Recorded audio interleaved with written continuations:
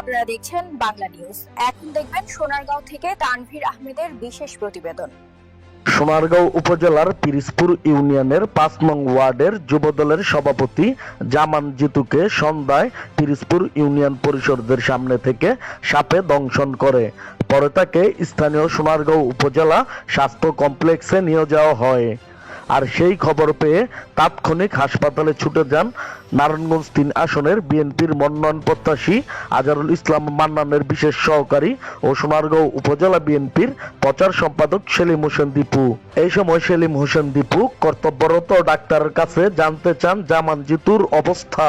কর্তব্যরত ডাক্তার জানান জামান জিতুকে ভ্যাকসিন দেওয়া হয়েছে, বর্তমানে তার অবস্থা আশঙ্কামুক্ত।